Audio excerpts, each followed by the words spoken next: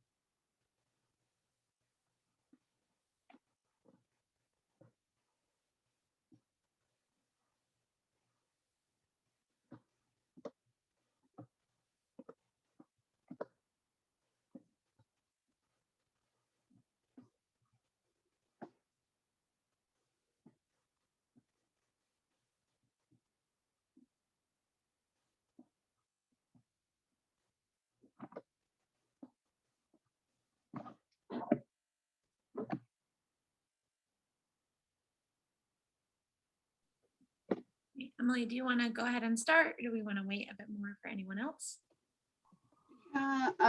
He is doing some intros. Yeah, we're gonna wait. I'll wait. Just a minute. Let's get started. We'll do intros at 5 after at 10:40. Okay. Is that good with you, Kate?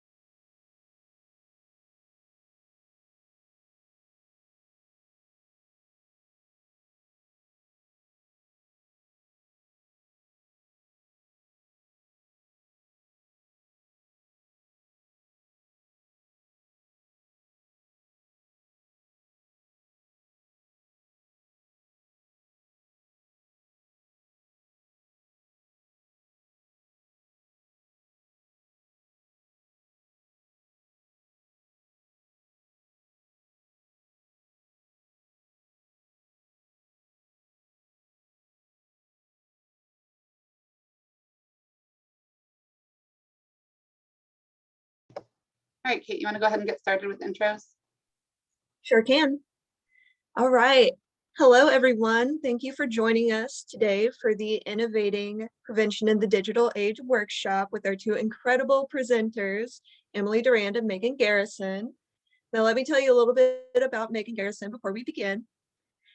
Megan Garrison is a licensed sexual violence preventionist at YWCA Dayton and the curriculum developer for the Sexual Violence Prevention Course, Advocate Training Course, Teen Dating Violence Workshop, Gym City Safe Bars Program, and the Psychoeducational Support Group for Survivors of Sexual Violence.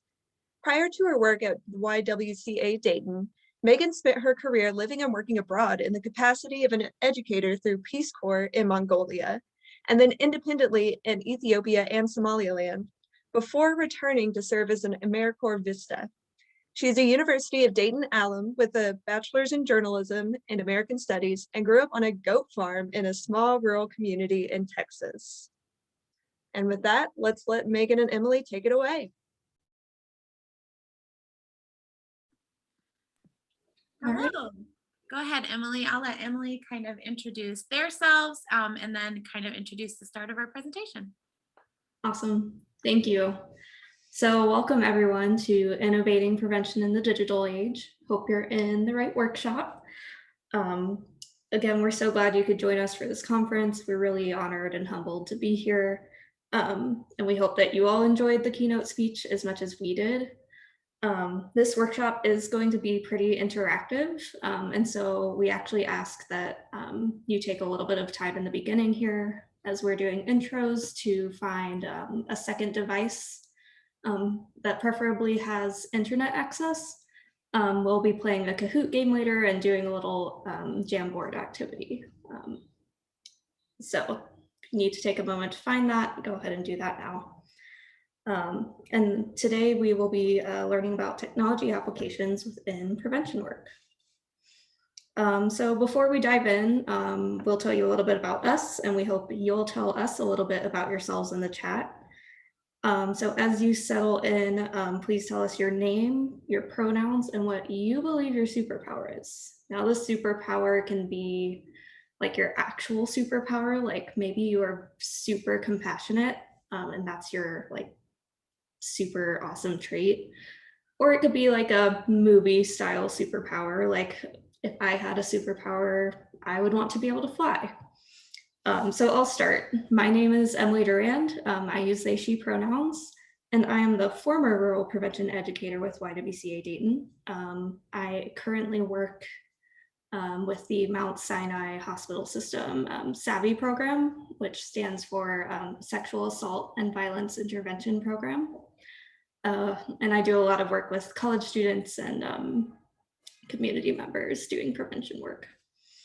And if I had a superpower, I think it would be, and I'm totally stealing this from someone else, but I think it would be to change the probability of events, which I think can actually be a real one or a like movie style one. As preventionists, I think we're constantly sort of working on that, like 100% chance of healthy relationships all the time. So that would be mine. Megan, what about you? Would you like to introduce yourself? Yeah, so we've already heard a little bit about me, but I go by she, her pronouns, and I'm the current sexual assault program educator at YWCA Dayton. And if I think personally, I think my superpower now is I'm very adaptable and very flexible. Not like physically flexible. I'm not. I'm very bad at yoga. But I will say that I'm very adaptable, that you can pretty much throw me in any situation and I'll kind of adapt to it and work through it in the best way I can. It's one of the ways that I very much love technology and innovating with it, which I mean, kind of makes sense for why we're doing this presentation. So if you want to right now, we would love in the chat if you could just tell us your name, your pronouns, and what you believe your superpower is. And then if you don't want to do the superpower, if you can't really think of something, also if you want to share with us why you chose this workshop and maybe what you're hoping to learn from this workshop today, that would also be great. I see some things trickling into the chat as well. So yeah, I'm seeing a superpower as reading minds with people's consent. We love to see consent being considered. A houseplant keeper. Empathy, love that. And they chose this workshop because technology is all around us and continues to grow and change, can have a huge effect on us. Let's see. Superpower might be, for Emily, making people laugh or smile, and that she would love to be able to teleport. Rebecca says, yeah, right. Encouragement and empathy. Caitlin, good to see you. Caitlin says her superpower is being a mom. Love it. Amy says bringing people together for a common cause. Let's see. Kathy says working to grow and like listen. Someone. A few, I can take over, Emily. I know that you're reading quite a few of these. So we have Caroline, superpower, is enjoying waking up early every day. I love a good early morning person. Me too. Megan, superpowers humor. All Megans are funny. I believe this to my core. I chose this workshop so I can implement better prevention techniques online. That's excellent to hear. Ice cream. I don't know what that means. Boom, ice cream, boom, home, boom, yes. I'm not quite sure what that Oh, means. I think maybe being able to just go from one thing to the next. Oh, teleportation. Talking about teleportation. I thought this was some innovative way to make ice cream just appear. And I was really, I guess it is, really excited about that one. And I like this finding something to relate to with everyone. That's a really good thing. I think a lot of prevention is really just relating to everyone at where they're at, coming to where they're at, and kind of being able to like really talk to them and create goals together moving forward. So I love that. So this is great. We're going to go ahead and move forward. But if there's anyone that's joining now or has things, you are always welcome to continue introducing yourself in the chat, telling us what your superpowers are, telling about more superpowers that you want. We'll always be excited to see those. For sure. All right, so what we're going to do now is talk about some of our objectives today and talk about a little bit of group rules just as we move through this space together. So really our major goals today is to sort of give you some concrete applications of technology. And as well as other digital platforms. We want to recognize the common challenges faced when adapting to a virtual curriculum and how to navigate to find solutions. And then we want you all to be able to leave here and be able to plan for a curriculum that can be implemented on digital platforms or use digital platforms to implement a curriculum that you already have. And just a disclaimer that what we're going through today is definitely just a start, and we encourage you to use your creativity later to apply it beyond this workshop. So just a couple of group rules. Of course, cameras are not required, but we hope that you can feel present with us today and find this workshop interactive. So we definitely greatly encourage use of the chat, both with us as well as with each other. We also invite you to practice confidentiality, and I just realized I skipped one, but I will come back to it. But yes, let's practice confidentiality here. What's said here stays here, what's learned here leaves here. I'm sure that many of you are used to doing some of that. I love seeing the superpowers continue to come into the chat. We also wanted to say that if there is any issue with an interpreter or access needs, we will be pausing the workshop until those needs are, or the concern is fully resolved. So just be mindful of that. We also invite you to practice care in the chat with each other. I think we didn't expect you all to be able to unmute yourselves. So if you do want to participate that way too, I'm sure that we can make that happen as well. And then we also ask you to use I statements. This will be really technology focused. And we know people have a lot of feelings about that. And so we ask you to speak from your own experiences and not generalize the experiences of others. So that might be something like, you know, in my experience, TikTok is not very accessible to because their captions are pretty terrible. They did just get captions, by the way. They're not great. But I'm not going to say that they, I would say that not everyone might feel that way. Some people might feel like it's like the best step forward ever. So I think that's all I have for that one. Megan, would you like to do the next slide? Yeah, our next slide is our land acknowledgement slide. And so we wanted to kind of talk about the way that digital can also be a way that you can engage within working for social justice movements and land acknowledgement. Emily can talk a bit more about this really great digital tool. Yeah, so we really appreciated the land acknowledgement this morning. We did just want to kind of continue that conversation in case you all are interested in providing that at the beginning of your workshops or presentations, whatever spaces you're in. So if you go to the website, we won't be demonstrating this one, but if you go to the website, it's called native-land.ca. It is a website to search kind of what stolen native lands that you are currently residing on. It provides a lot of information about languages, territories, and treaties. It's an evolving document, so people can actually submit corrections and they will make them accordingly.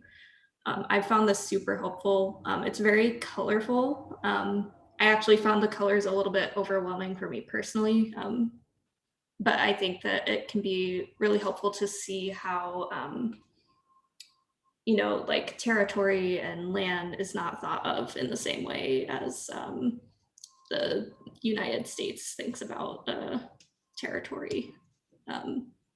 So if you're interested in that, that is there.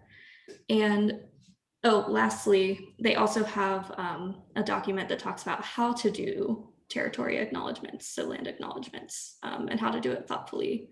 They really encourage you to reach out to those communities to see what maybe they would want to see. So we just wanted to pass that information along in the interest of finding digital tools that are helpful for our presentations. So now getting into our topic for the day. So kind of a brief introduction. We do know that during the last year, many of us have had to kind of shift the way that we're doing prevention. And so when we think about our curriculums and all the different workshops that we do, we've had to adjust not only the way that we present them, but the activities that we do because we're doing them in virtual realms. And I think one of the ways is that we've really looked towards this at YW, Emily and I, when we're working our prevention program, is how do we make this to where it's still engaging, it's still fun, but we're also taking in the needs that you need when you're engaging with virtual platforms. And so we're developing new ways to utilize technology, different platforms, and what kind of skills you need to have while also continuing to work under that framework of inclusion, anti-oppression, and accessibility, which are really important factors when we're thinking about technology, because it's not always very accessible to different communities, and we have to be mindful of that as we're moving forward. So we're gonna do a first run through of an activity, and Emily's gonna lead this one. I'm actually gonna stop screen share in a moment, but Emily can talk about how to access this, but we're gonna do this together. Awesome. So I'm going to first explain this activity, and then I will drop the link in the chat, and I promise you'll have plenty of time to get there. So when it comes to technology, like I said, a lot of people have a lot of feelings. I know as someone with an education background, I certainly had a lot of feelings as we transitioned to kind of pandemic virtual world mode. And I actually feel like a lot of those feelings have transformed over the last year. But we want to hear from you with this activity. If you've ever heard of Jamboard, feel free to let us know in the chat or drop a reaction, thumbs up, thumbs down if you like it or not.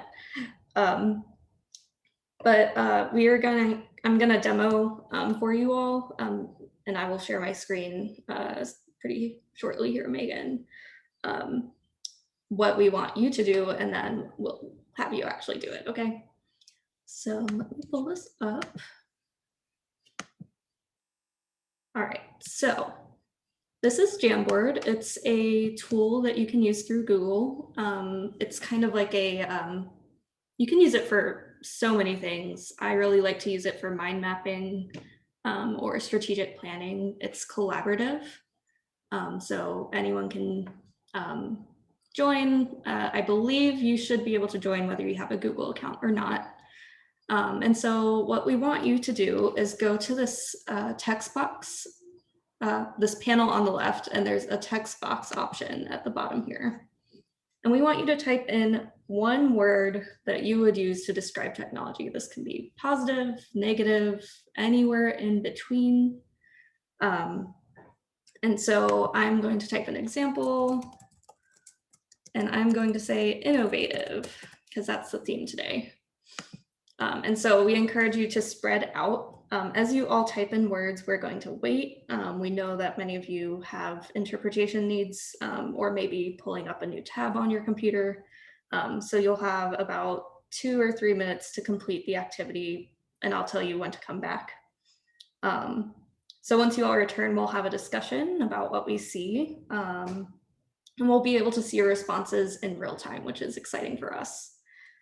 The purpose of this activity is to give us a sense of our audience's feelings about technology, and it gives us key information about how to frame the presentation later. So let me pull up the chat and drop the link, unless Megan, did you do that?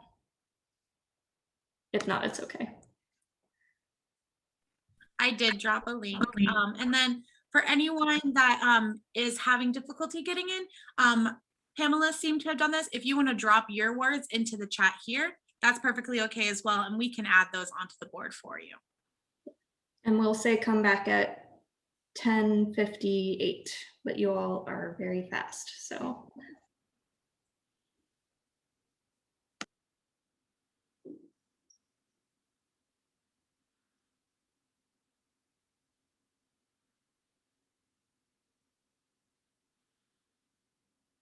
I'm loving some of these words.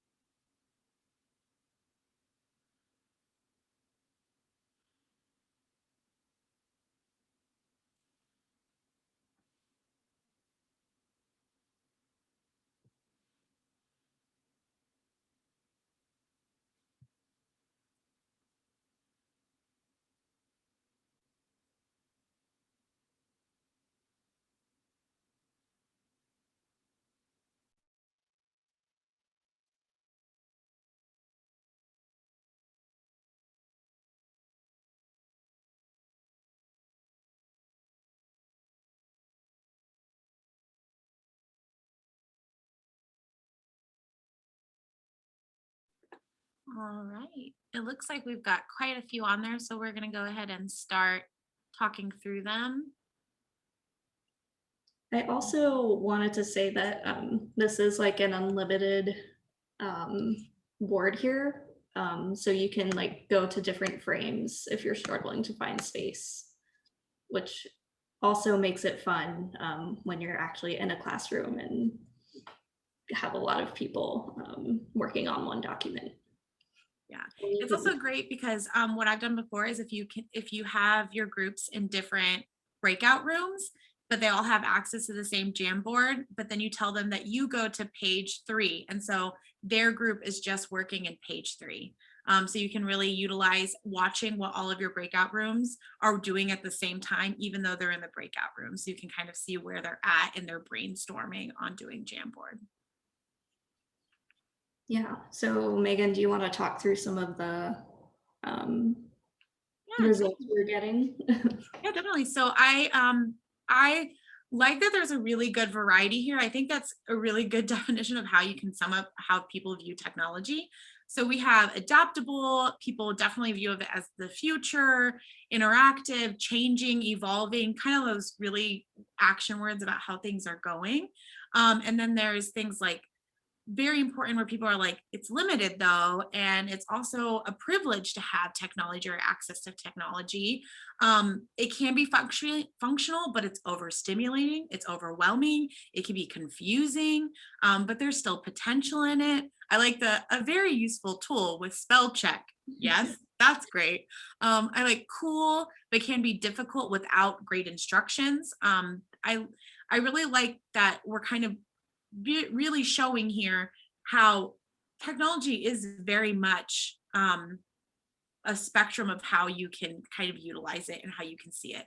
There are always going to be aspects of it that are not accessible to everyone. but how do you work to make it the most inclusive form within your prevention education?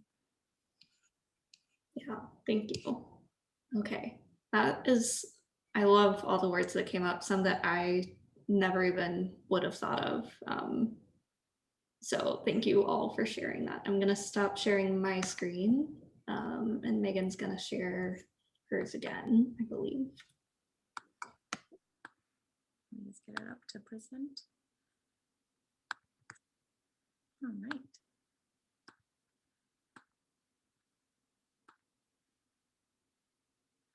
So yeah, so going into these. And I wanted to say, I see that confusing was added in the chat. Yeah, that's one of the ones I added myself onto the board for them since it was not working as well. So yeah, so going into kind of understanding the topic better, these are terms that we're going to be using quite often as we go through this. So we definitely just want to kind of do a basic definition of what these terms are. So obviously most of us already know, or maybe already know, that prevention is just the action of stopping something from happening or arising. And those within the prevention field know that there's all the different levels of prevention, whether we have primary, secondary, tertiary, and what that looks like. So we know that there's prevention that happens, and we want to know, how do you make prevention still happen when there's a screen between you and the people you're trying to reach?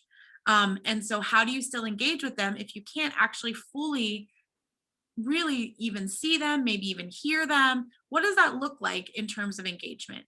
So for example, what we did with the Jamboard, I can't see most of you. We don't have our cameras on. I can't hear most of you, but just from seeing your responses on the Jamboard, I kind of get a sense of where everyone is at right now, coming to this table of understanding what technology is. We have a very wide spectrum of how we're viewing technology, and just engaging with you in that way in the Jamboard is one way that we've been able to kind of relate to each other, even though there's a screen between us and I can't see most of your faces.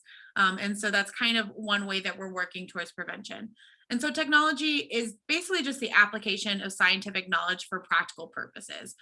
We think of technology, we normally think of computers, but technology is anything that we're using in practical everyday purposes. We have computers now, but back in the day, technology was a typewriter or it was the telephone. And so technology, like we said, is always evolving. And so who knows in the next few years where technology is going to be and what that is going to mean for our classrooms or our workshops or our community partnerships. What will that mean for us? So we have to be able to adapt to it and understand it as we're moving. And then the digital age, that's where we're kind of have been in a while, and we're talking a bit more about these ages later on. But the digital age is the present time in which many things are done by computer, or large amounts of information are available because of computer technology. We're actually kind of at the end of digital age, and we're moving into something new. And we're going to talk about that transition and what does that mean as we're moving from the digital age to this new age that we are going to talk about later on. And then I just want to do a quick check-in. Is everyone understanding? You can do some thumbs up emojis. I don't know, does this have emojis? I'm not sure. If you don't, you can just put it in the chat. Love it. I'm seeing a couple of thumbs up. Are we doing okay on interpretation? Do we need to switch?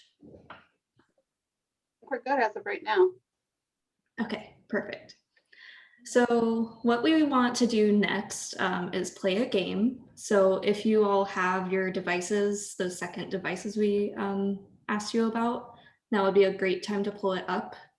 I like to use my phone when I'm doing it, since I'm using my screen personally for this presentation, but it's up to you. So you'll go to kahoot.it. It's kahoot.it. And you will type in a code, which I did not add in here, but I will add into the chat. If you give me one moment.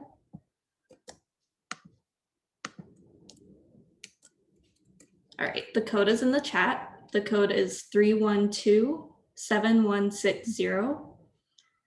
And so when you go to the site, you'll see a space where you can type that in. And a randomly generated nickname will be assigned to you. You can actually, I believe it has you spin for that name. And I'm actually going to share my screen here in just a minute. The questions and answers should appear on your device, and hopefully that helps with accessibility purposes. And then I think that's it. We hope you'll have fun. So the reason that we're doing this today is to kind of get a sense of where your knowledge is at and show you that there's really like fun, creative ways that you can assess for knowledge within your own presentations as well. We know that a lot of grants, for example, require that you have an evaluation, like a pre-survey or a post-survey. We at YW were personal fans of retrospective evaluations, which we'll talk about a little bit later. And so this can be a good way to like assess students without them even realizing that that's what you're doing. And I honestly find that it's great for any age group. It doesn't just have to be used for like high schoolers or whatever it may be. So anyone that has access to technology, which we do recognize can sometimes be an issue. As someone who worked in a rural county, they had only recently gotten access to Chromebooks, for example. And so this would not have been possible before the pandemic. So you'll have to keep that in mind as you move through your space and get to know your space. But I am also going to start the sound because we have music on here, and it's and I think I'm sharing the sound, so hopefully you can hear it. But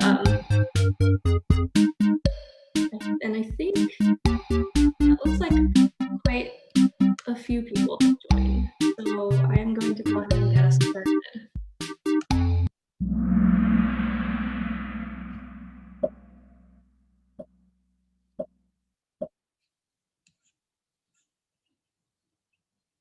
So true or false, there is no way for participants to learn anything virtually. Technology.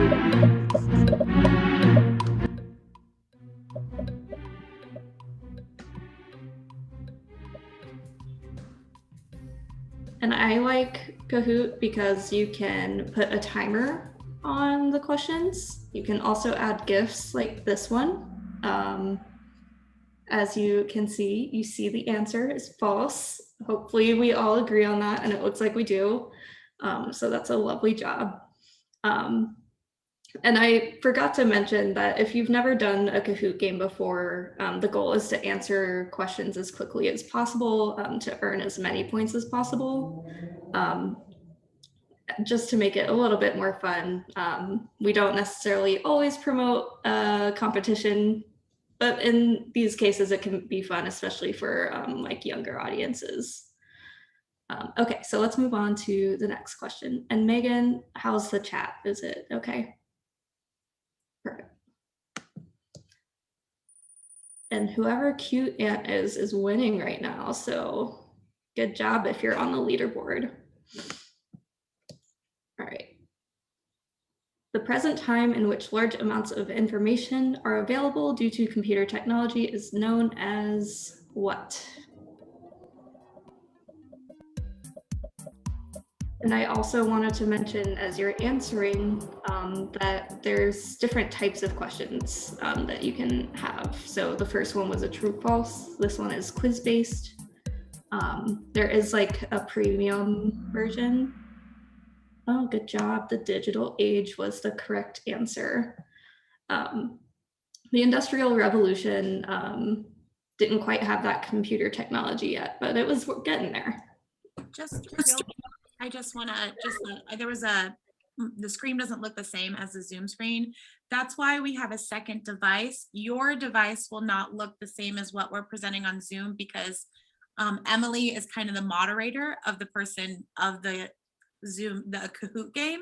So they're seeing all the behind the scenes stuff, whereas our screens will just see when the questions come up and then we can answer them. So that's why the two screens look very differently. So our screens will look very different than what what Emily is projecting right now in the Zoom. So if they look different, that's the right way they're supposed to look. Yeah, and this is how it would look, how at least I've done it before in like even in-person presentations. I'll have this screen up on the projector and people will have their own devices. Or there are also ways that you can answer them together as a group, but you have to choose a different option. I decided to go with this one for our virtual world. I think it's a little bit easier. But yeah, there's different benefits that you can do if you pay for premium.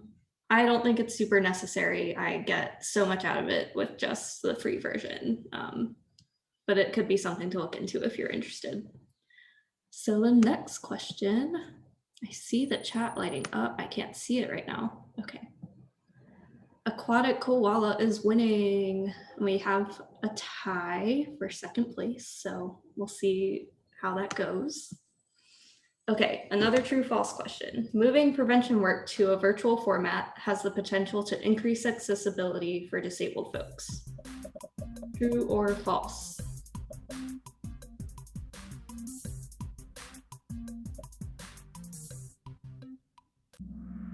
True, yes.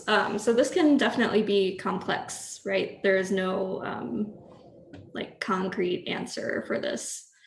However, and we'll talk a little bit more about this later, disabled folks have been asking for accessibility, especially with work-related accessibility, as well as in-school accessibility for decades far beyond when I've been here.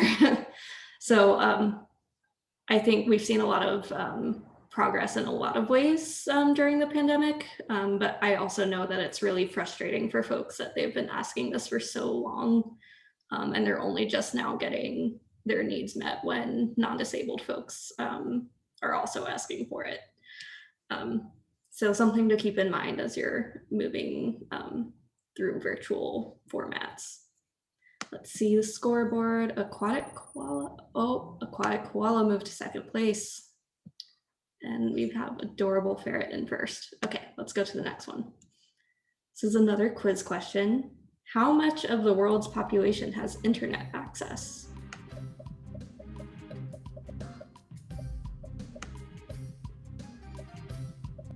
Have 10 seconds left. You can also increase the time if you have a lot of participants or more access needs. Ooh, so it's over half is the answer, which is really surprising to me. I thought it might be a little bit lower, but we'll talk a little bit more about this later. See, Adorable Ferret is still in first. And a couple of people lost their answer streak, sad. Okay, another true false. There are more cell phones in the world than there are people. True or false?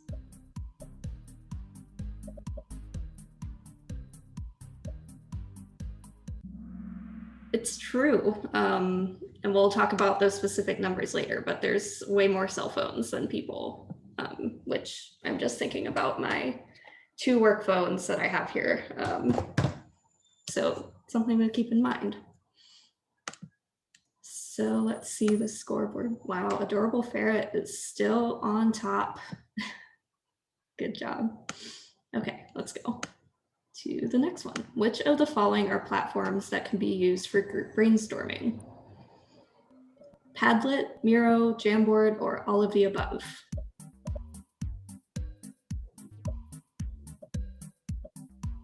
You know at least one of these now.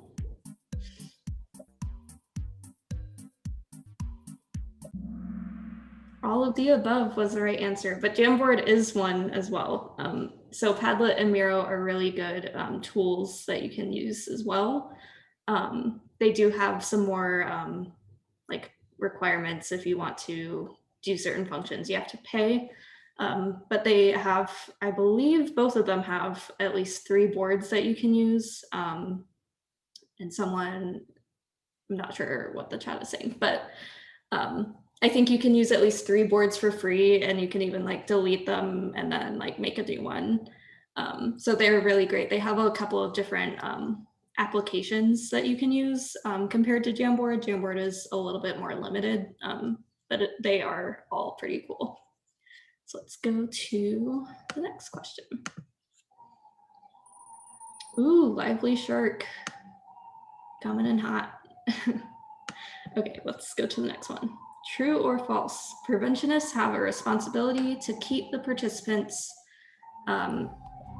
using, wow, this doesn't make sense. That's okay. Preventionists have a responsibility to keep participants using their digital platforms as safe as possible. True or false? I hope that makes sense. Sorry, I didn't type it in well on there. It's true. So we do have a responsibility to keep everyone safe on our digital platforms, whatever that may be. Especially like I worked a lot with K-12 students, and now I'm going into a lot more college work. You can do things, especially on Zoom, like put restrictions on the chat. Maybe they can't private message each other. They can only message you or things like that, that can just help with some of those concerns. So let's go to the next question. Lively shark still on top. Okay. Number 8, which of the following social media platforms is used mostly for short form videos? And I have a video here that we'll play if I can get the sound up. Ask what your pronouns are? What? It's Your a pronouns? She? Can't you tell? I don't like to make assumptions. Do you ask every parent that? Huh? See, this is why I don't like this school. Does Haley get asked what her pronouns are? She probably does. Haley, psst. It's just a pass for tomorrow's homeroom.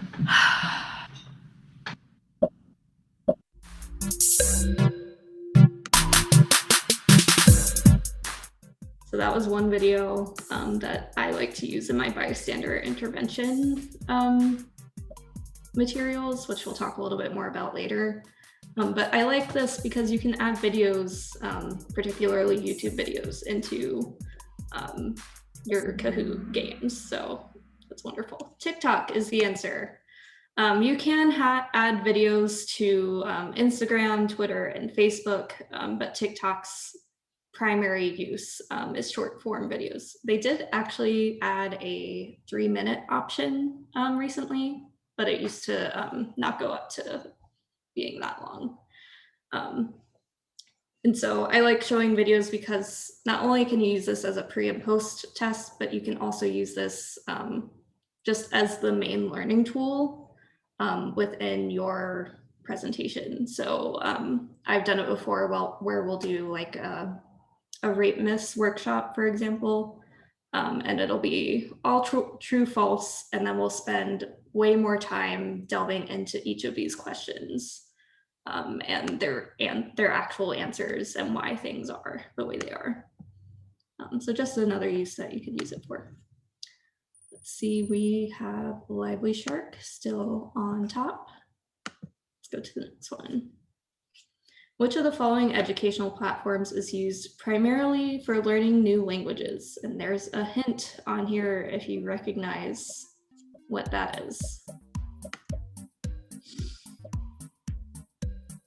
And if you know the other versions of this bird, don't at me because there's some history behind it, but I won't get into that. Duolingo is the answer. So you can learn a lot of cool languages on that platform. Okay. Golden Rhino came on top. Lively Shark is in 5th now. All right, last question. True or false? Prevention work is the best. We have a lovely GIF here from NSBRC.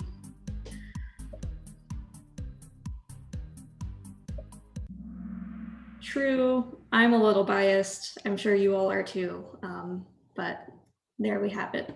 That's our game. Let me stop sharing my screen. Oh wait, let's see if it tells us the winner. Hold on. Who is the winner? That is the other fun part about this. You get first, second, and third place. Diplomat Zebra in third, Amusing Sphinx in second, and Golden Rhino in first. Congratulations to those who won. And we have some runners up down here, but unfortunately we don't have a prize today. If I was in a presentation, I would probably go ahead and give out like candy or something fun like that, or a little promotional device. Okay, now I'm going to stop sharing my screen and make sure my sound is turned off. And Megan, if you could pull the PowerPoint back up. Amazing. And so the next slide just sort of recaps the ways that you can use this digital platform or other digital platforms to create pre and post evaluations or even retrospective evaluations. Oh, I'm looking at the chat and trying to catch up. This was a trick. Old cell phone, Kate. Okay, love the chat. Brain is slower than my fast hands. Yes, that happens to me. That's because my strategy is to just answer the questions as quickly as possible. And then I never actually wind up winning. Okay, so you can use sort of traditional forms for pre and post evaluations like Google Classroom.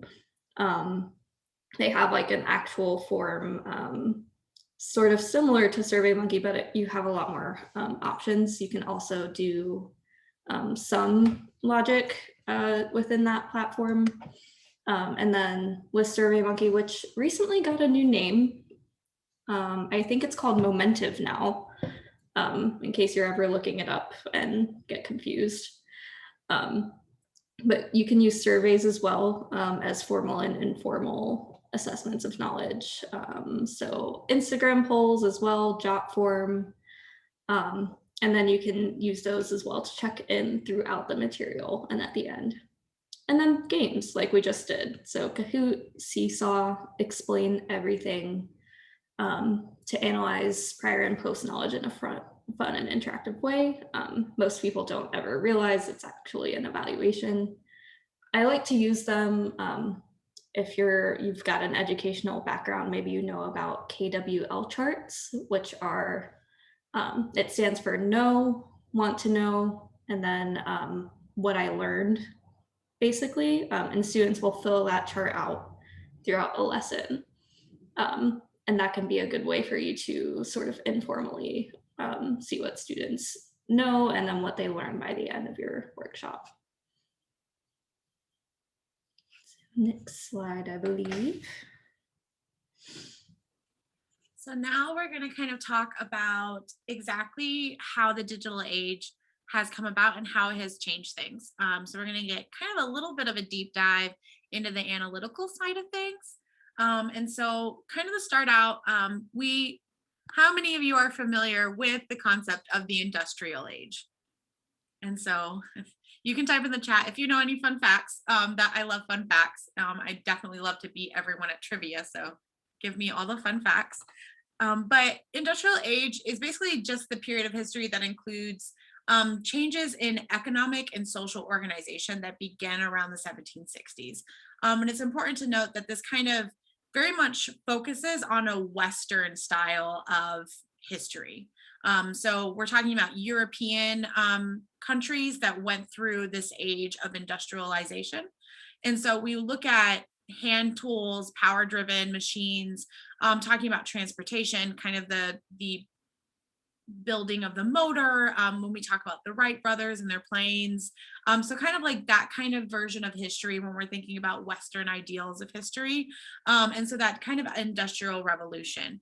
And so we have two, there's kind of the primary industrial revolution that started and then the second industrial revolution.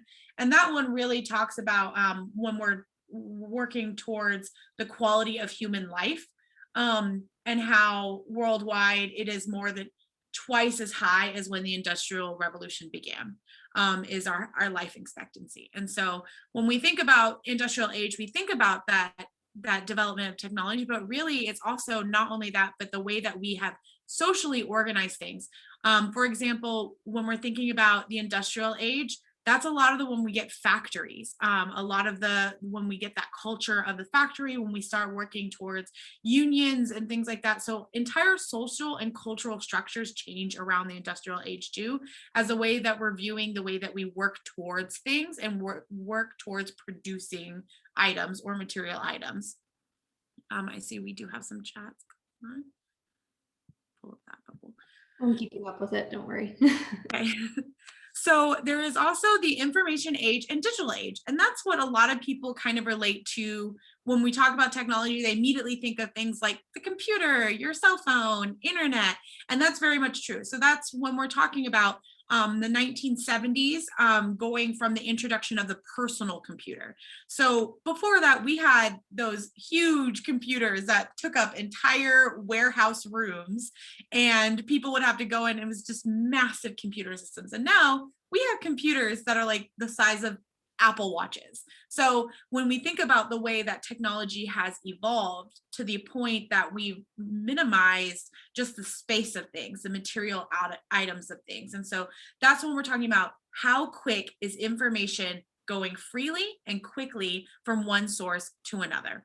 And so when we're looking at that, we know that there's also other things. So this is the mid 20th century.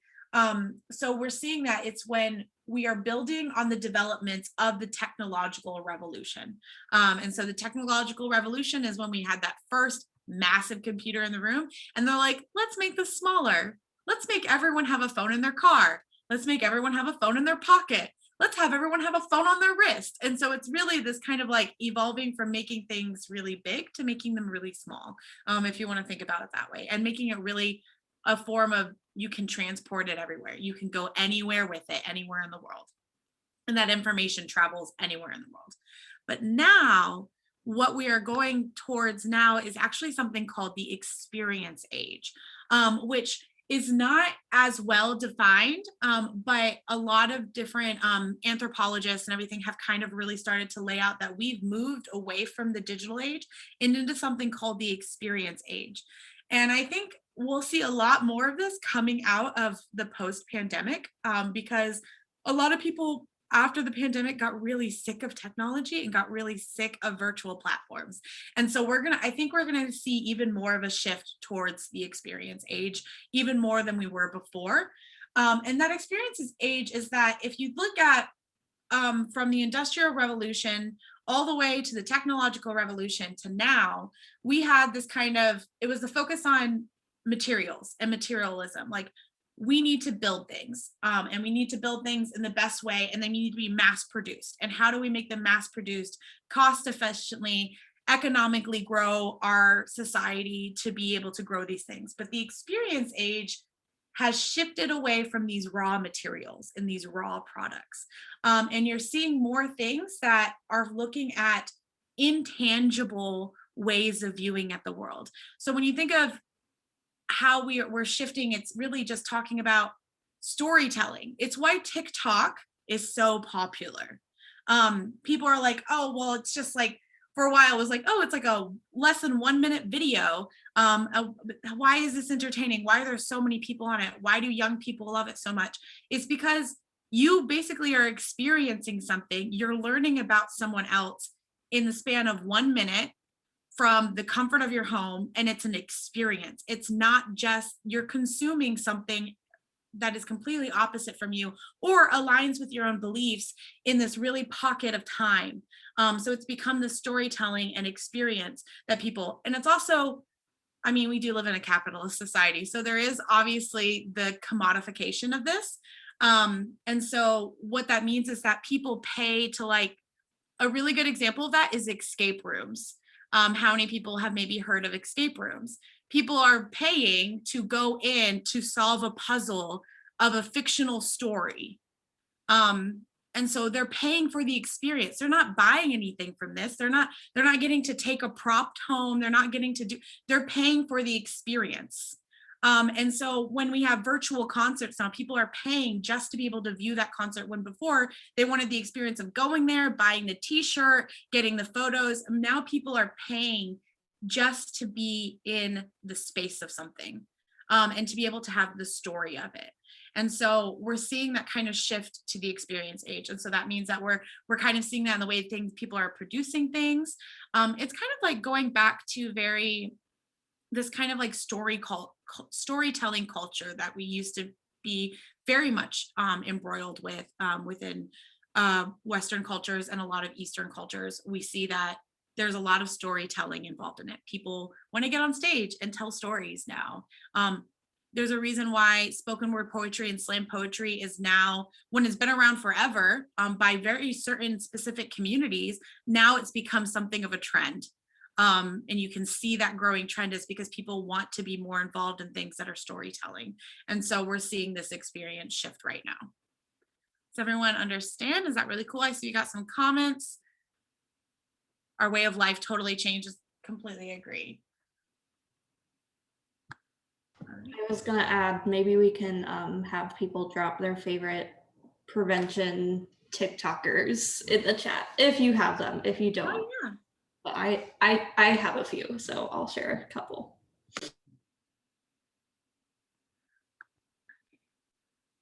Moving on. So what does that mean for prevention? So what does this mean for youth and technology, right? And so we know that adolescents in many places around the world now spend more time on their digital devices than they do in traditional classrooms. And so, for example, teens in the United States on average spend 7.5 hours each day with digital entertainment media alone. And that count excludes the time spent online for educational tasks. So when we're thinking about the pandemic, when most classes and students had gone to virtual, outside of having their virtual classes, they were also doing digital entertainment for 7.5 hours out of the day. So if you think 8 hours a day virtual learning plus 7.5 hours a day on some kind of digital platform, they're either doing it at the same time or they're staying up super late to stay on these digital platforms. And most of these platforms are things like TikTok, Instagram, YouTube, Twitch is a really big one for individuals who like video games. So there's definitely a shift to youth spend much more time in technology than they did before. And then youth and communication. So one of the questions that a lot of people have and have been on research for the last several years is that, does that mean if youth are spending more time on technology, then does that mean that they are becoming antisocial or they lack social skills that we used to have? And actually recently in recent studies, that's a no. It's not that they don't socialize as much, it's that they socialize in very different ways. The question being though, if we were to suddenly take away all the technology, would they be able to communicate in the same way anymore? Would they be able to communicate without the technology that they use all the time? And that's the question that really is the focus now. It's like, okay, so we know that they can communicate. They're communicating great. They're very social on all these technology platforms. But what happens if we don't have that technology? What happens if that technology just goes away suddenly? Are they able to have the same communication skills without the technology? And that's the question that we're kind of addressing right now. And so children and adolescents seems to communicate more electronically now. We know that. And they chat with their friends through instant messaging, texting, social media sites. Snapchat is really popular. Instagram is probably the most popular communication app for youth, though I will say that TikTok is definitely the most popular in terms of entertainment. So when you go on and just watch videos and watch videos and watch, but if you want to talk to someone, you're usually using Instagram DMs and things like that. Oftentimes there is a lot of multitasking happening. And they're doing several other things at the same time. So if we want to look at this statistically, we do know that almost 35% of communication is texting for youth. I'm seeing a lot of stuff in the chat, and I want to look at it, but also they get stuck on TikTok for several hours. I definitely am also a product of that as well. Me too. But the thing is, so nearly 90% of teenagers now have a smartphone. and that 72% believe that tech companies manipulate users in order to get them to spend more time on their devices.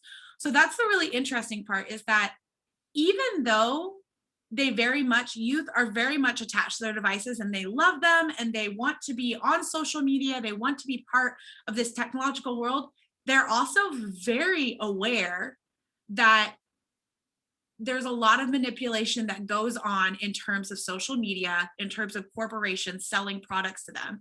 So there's a certain sort of like social media and self-awareness that exists within the youth population that we have to take into account, that we also always assume that it's very dangerous and we have to, but they know, a lot of them know. But how do you actually have the discussions about things that they don't know yet?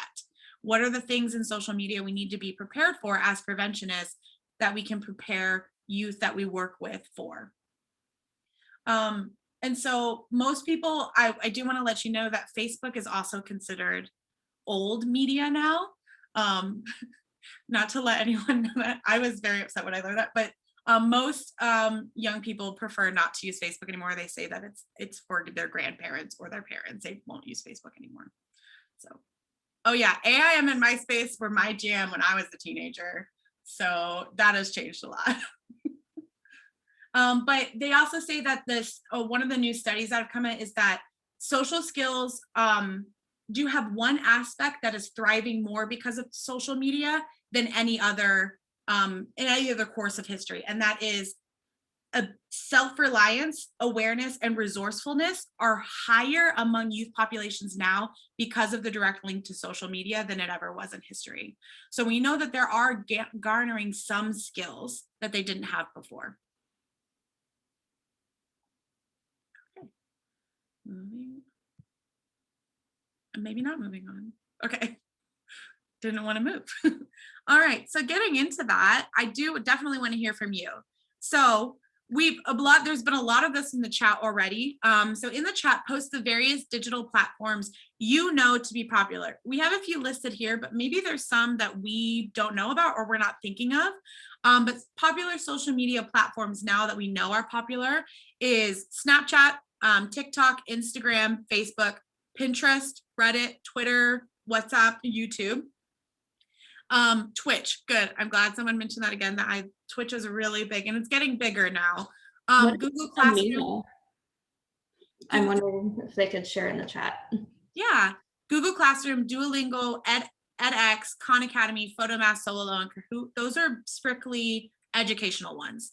And so I would love to hear, so Twitch is a really interesting one because it used to be just for video game streamers. But now makeup artists, visual effects artists, and other different people, chefs, are now starting to have their own Twitch stream. So it's actually becoming more of like a massive instructional hobbies streaming site. And then Discord is a big one. Discord is a good, I think that's one that's also on the rise that I've seen a lot. I personally use Discord a lot too. So would Among Us be considered social media? That is an excellent question. I think, yes, I think components of it would be. It's more of in a category of a video game. It is a game, but there is a lot of kind of socialization that happens in it because you're trying to find who among you is this person that you're supposed to like find out. I've actually never played it, but I know the synopsis of it. But so there is a lot of talking that goes on it. There's a lot of communication in it. And so I would consider it is people do it with their friends. You're supposed to get your friends together, but you also can play with random groups of people.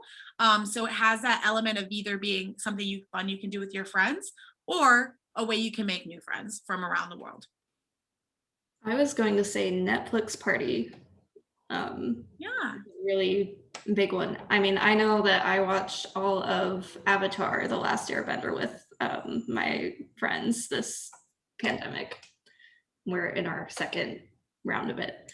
And then someone said, let's see, Amino is a place that has different boards that are like chat rooms with different tabs that have like breakout rooms, it sounds like, for different topics.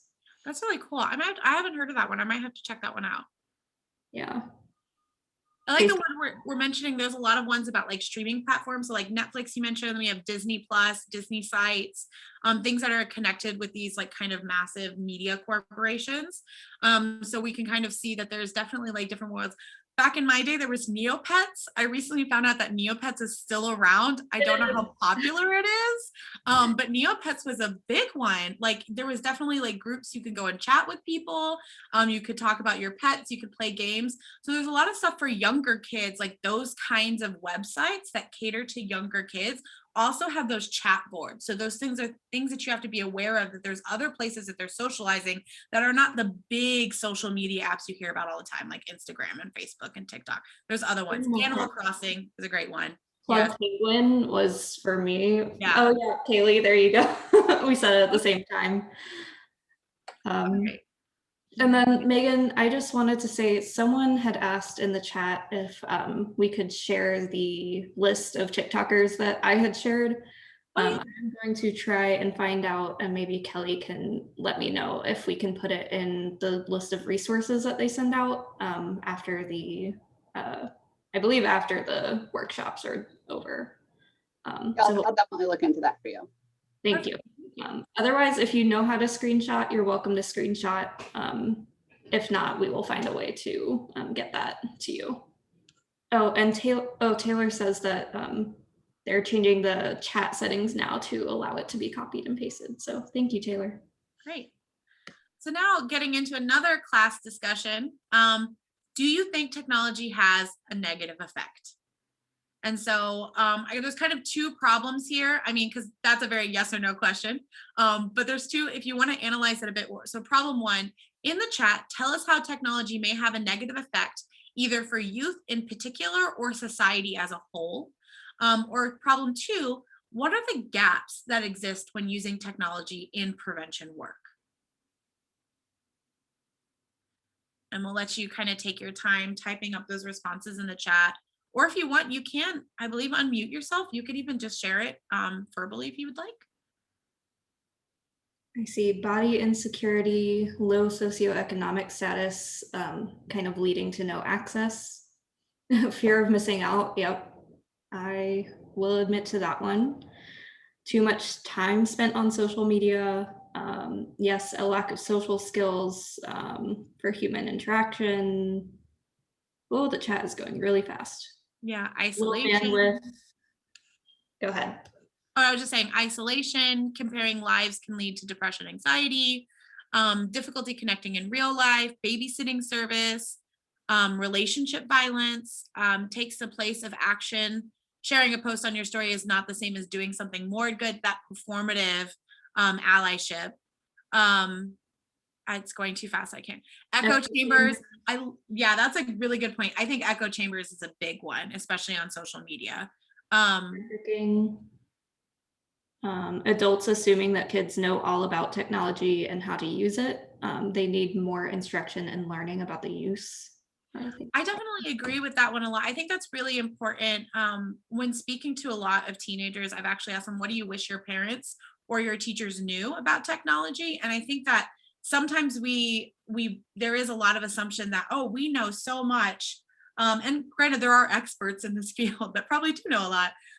But there's a lot that they know just by the fact that they're using it a lot more all the time, that they could actually give us tips on how to talk about it, or even tips on how they've negated bigger issues like cyberbullying, and how some of them have even moved back from Instagram because of low self-esteem and they're recognizing it themselves. So we have to give some credit to youth that sometimes they're working on their own to kind of solve problems. That doesn't mean they should or they have to, or they should have to, but I'm saying that we should. Yeah. There was like a really good answer that I missed because it's going so fast. I cannot make my chat box larger, and I do not know it. I did want to say, yeah, pictures or information being stolen without your permission. I do want to make sure we're careful about the language that we use when we say that kids are addicted to technology. We want to make sure we're not minimizing the experiences of people who are facing addiction concerns. So we just want to make sure to act with care around that language.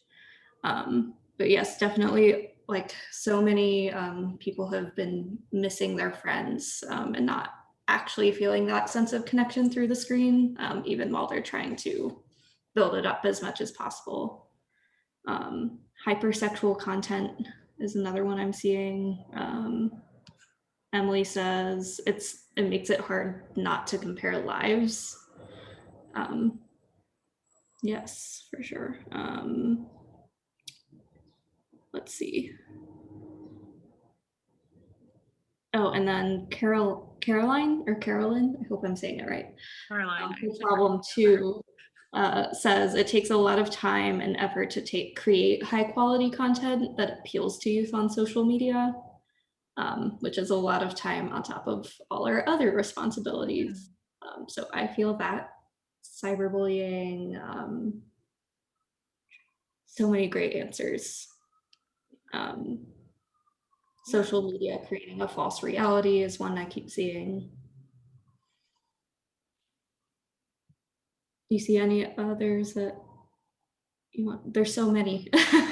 Yeah, there are. I think it's great content. And I really like the fact that all of this is happening in chat because everyone can kind of read everyone's responses and kind of agree and understand and like kind of feel that sense of like understanding and connection. One thing that I think is really important about technology and understanding how we're using technology is that the ultimate goal when we first started to develop these things was connection. And I think in sight of all of this, when we're talking about Instagram and that false sense of reality and that people post on Instagram, obviously there's a lot of filters, there's a lot of editing that sometimes goes into things, is that at the base of it, a lot of people just want connection. And especially when we're working in prevention and we're having to use a virtual platform, if you go at it from like a perspective of like, I just want to create a connection with someone. How can I do that virtually in my prevention work? How do I start that baseline of connection? Because I think it's really hard not to feel overwhelmed by, oh, there's all these possibilities and what is out there, and technology can, I mean, what if it doesn't work? What if my Wi-Fi doesn't work? I have that constant worry all the time.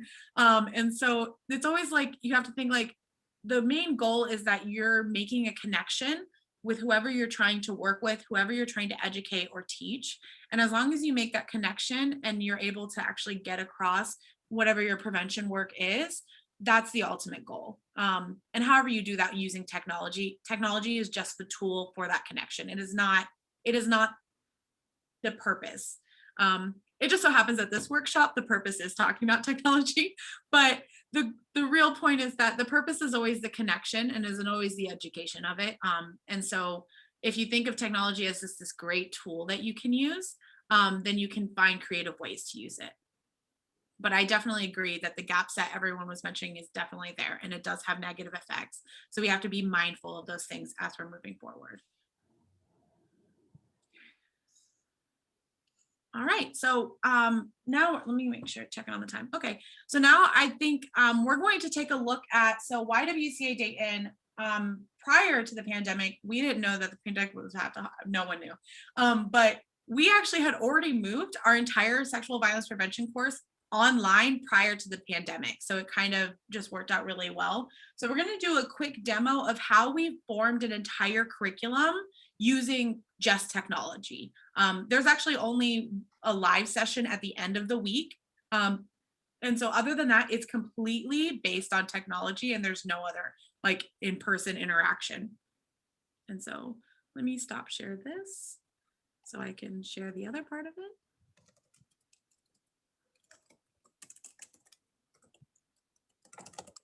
Okay. So, all right. So this is, you are seeing the behind scenes of our prevention course. And this is 1 week of it. Our prevention course has 6 weeks, 6 different topics. And so the structure kind of works. If you go down to our panel, we have a demo week that we're pulling stuff from, but these are our 6 weeks that we have. And these are our 6 topics. And it kind of starts with sexual violence awareness, consent and boundaries week, rape culture week, healthy sexuality course, healthy and unhealthy relationships, and bystander intervention. So all of these are they're a full week of content. So each day is a different kind of lesson. And so we're doing this all in here. And so we're looking specifically, we're going to look at the bystander intervention week. And we're going to look at how we've kind of structured that out. So if we look at classwork here, are we still seeing, can you see that I just, okay, making sure that it was working.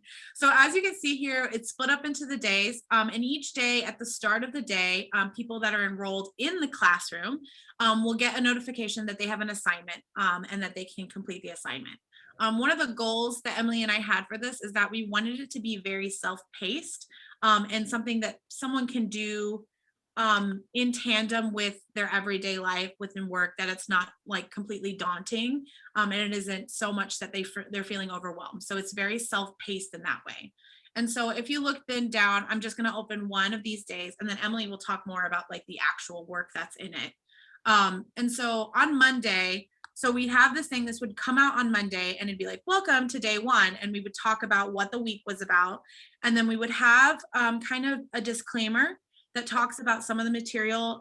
If you are feeling triggered, we'd have our helpline there if anyone needed to talk to us, or they could reach out to us if they needed to. And then we would kind of list down like this is the order of the assignments for today's assignment. And then we would have all of our attachments here. And so we would have different forms for our warm-ups and our evaluations. We would have our activity forms. There's a PowerPoint and then like a video component. And so Emily will talk a bit more now about what does that all look like in building out the actual day. Yeah, so I'm going to talk from the sort of case study of bystander intervention, and then hopefully we can talk a little bit about, depending on time, how that can be transferred to other topics too. So for us, at least for me, my bystander intervention workshop is about 2 hours. And so putting that into something that could be done in about 30 minutes every day, no more than an hour, was definitely a fun challenge. But the first part of every day was to do a warm up. And so, I don't know, is it going to? Emily, I'm not sure about that. Let me check in. Emily asked if we could get a copy of the Google link. I'll defer to Megan on that, and you can talk with Taylor about how that might be done, or Kelly. Can you see the warm up now that I pulled up? Did it transfer to that? Okay. Yeah, so before I go into what the warm-up is, we tried very hard to make the instructions as explicit as possible whenever we did list them out. We have step 1, 2, 3, 4, and it went in the same order every day except for Friday, which would just be the live session and the evaluation. And so we hoped that that would help with some of the confusion that might arise having someone do it like a self-paced course. And so you can go ahead and go back to the warm-up. So we started every day with a warm-up, and I just basically broke down my original workshop into a way that could be interactive on this platform using some of the tools that we've already talked about. So this is a Google form, and we have, usually I would do this activity on a giant Post-it note in a classroom, or even on Zoom if it was live. I would have them like use the annotation feature on Zoom. But this was just a form since it's self-paced, and I had them list the negative and positive associations with the word bystander, some barriers to intervening, and some reasons that someone would intervene, just so everyone is on the same page with that bystander intervention. And then later in the week, we would review people's responses as well. And then do you want to go to the next one? We also, we told folks that this would not actually be graded, and that since we would be going over the information at the end of the week, to be mindful about what they shared, because we didn't want to share any confidential information, which of course, if we caught that before we talked over the answers, we wouldn't share it anyway, but just something for them to keep in mind. So the second activity was just a PowerPoint. I'm not going to open that just Yeah. because it opens very slowly right now because there's too much stuff, but it's a PowerPoint. And so they would just go through that on their own. And then, yes, Ashley is pointing out that it's important to obtain permission around tech before you go ahead and like create a curriculum. We also have our 10-minute warning, just a heads up. And so we also created worksheets in Canva to supplement the forms so that they had instructions and context as to like, so that they could make sense out of them. And so that's something that we did there. So yes, first the warm up, then the PowerPoint, then what was the third one? The activity. The activity, and then the evaluation. But I'm actually going to pull up the evaluation that's retrospective, which is from Friday. Yes.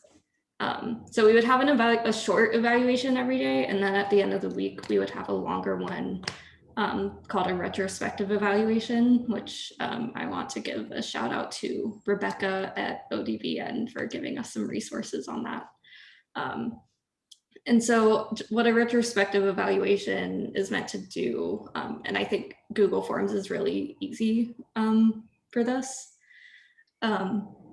So often when we do a pre-survey and a post-survey, students will rate their knowledge as higher than it actually is in the pre-survey. And then in the post-survey, you don't get an actual accurate image of what their like learning is. So you don't know if they've actually like learned about bystander behaviors or whatever it may be. And so we would start with this before and after version of this evaluation. So I can identify at least 3 bystander intervention strategies before and I can after, and we would hope to see those numbers increase over time. We can also use it to identify potential situations of harm and how often they were intervening in real time before then. And really anything else that you want to assess, you could figure out a way to ask it. They have multiple choice, short answer, long answer, etc. And some of them, I tried to get creative and do ones that were very obviously all of the above, just so that messages were really clear that we were sending, because sometimes with alcohol and consent, for example, we need to send a really clear message that we're not going to victim blame. And so, yes, love to see the chat. Oh my gosh, there's so much. We have 5 minutes. But anyway, so lots of uses for that. And then you can see what you can do better as well. But go ahead, Megan. Yeah, let me just present this. I always love the fact that I'm using so much technology in a technology workshop. All right, so hopefully we'll have time. I was blown away by how quickly my students adjusted to virtual learning. I teach 2nd grade and they took to a very quick. My name is Skylar Tucker. I'm 18 and my favorite app is probably YouTube because there's a lot of videos to watch. There's music. I especially love watching music videos from my favorite artists. What Instagram do you like the most? It's just really fun with friends. You can send each other funny videos. You can talk without having to be next to each other. The struggle, of course, is just that,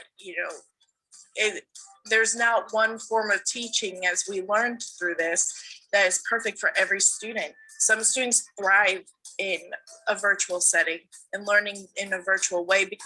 I prefer to learn virtually, honestly. I find it's easier because I function better on my own, at my own pace, when I don't have to worry about other people around me.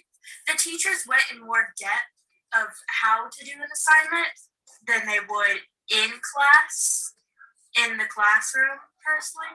They just explained it more than they would in the actual classroom because they weren't there with us. It's allowed me to think creatively and have the confidence that, you know, I can do this and I can teach in multiple different ways. I do appreciate technology for making communication more accessible, more achievable in general. It can be convenient, you know, send a text whenever you need to, make a phone call whenever you need to. Before I've met somebody, I've seen their Instagrams and see how they look and see how they like kind of act and how they perceive themselves. And so without that, I really just don't know how I would like, I don't know, see people or get to know people. All right, so what you just saw there is very quickly put together Animoto video from interviewing some students and a teacher about virtual learning. But I don't know if we have time for it, but I was going to show you really just using that video and the last part of that video, because it wasn't one I filmed, but how you can basically make Animoto videos. Animoto videos are a great source. And so I am going to try and just pull it up and you can just kind of see it briefly. I'm not going to go through the whole thing though, because we do not have the time for that. But Animoto, I do like the way that it works. And they do have templates very much that you can angle. I know that a lot of people are like, I don't have, TikTok is very hard. It is. So you can choose a template basically, and then it creates a project. And then you just drop whatever you want in there. And so, for example, you can upload your media to the side here. I'm gonna just skip that. This is actually going very slowly, so maybe not demoing this at all. But yeah, so you have this whole thing here, and it has templates that you can then change around. And then if you have media, you have it dropped in here and you just kind of push it over, and then you can cut your own video files to where you want them to be. Maybe you want to split up everything, maybe you don't. And this is a really great way that you can make your own kind of video content for all of your own curriculum. And I'm going to stop that very brief, very quick demo. And then let me just remember that I have to go back to the PowerPoint for the last thing. Yeah, so I think, do you still want to go over the summary, Megan, or do you just want to leave time for some questions? I think we can put the summary, I'll put the summary up. I'll put the summary up, but then we can just have questions. Because the summary, you can kind of read the summaries on your own, and then we'll just, maybe if you have questions about those summaries or questions about anything else, we can go through them. I'll just interrupt for a second and let you all know that the TikTok user information that you had asked for is now available on our program, where you went to click the link to join today's session. So with the workshop description, you'll be able to find it there. Perfect, thank you. And I was just saying in the chat, for those who were interested in the full Google Classroom one, you could probably register and participate. Megan, I don't know when the next one is, but that's an option. But I think that would be more on an individual basis. Then I'm not sure that they would be allowed to share the whole classroom. But. Oh yeah, for the Google Classroom, I'm very open. If there's another preventionist that wants to go in and see it and kind of understand it, I have no problem working with you. You can email me. I think Emily dropped my email in the chat already. You can email me directly and you're like, hey, can we just meet on Zoom and can I have the link to your Google Classroom and just kind of look at it? I have no problem letting you view the Google Classroom from a preventionist side.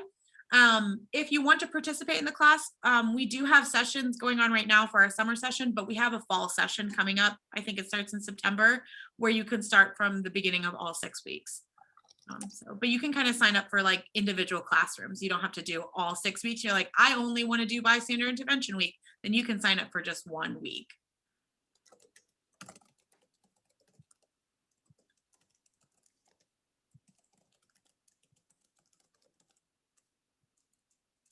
Let me look at some of these questions. Thank you for the observation, Kathy. I think that's a good point to note. Megan, where do you sign up for the class? Oh, I can get you a direct link, maybe. I am not as prepared for that anymore as I used to be. Yeah, I have to stop screen sharing to be able to do it though, apparently.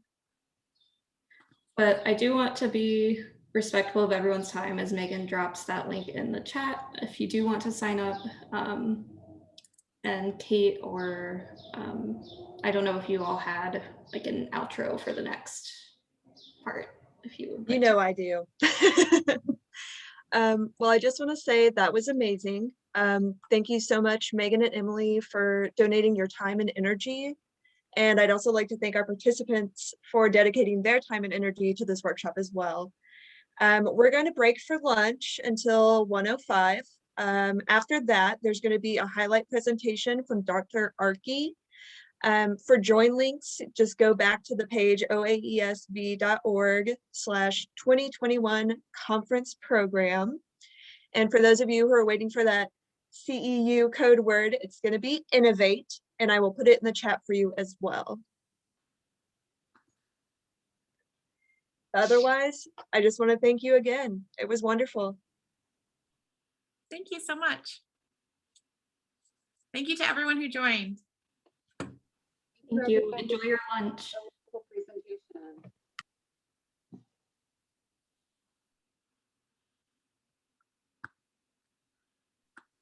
All right, I'm going to go ahead and end the meeting for all. Thank you, folks.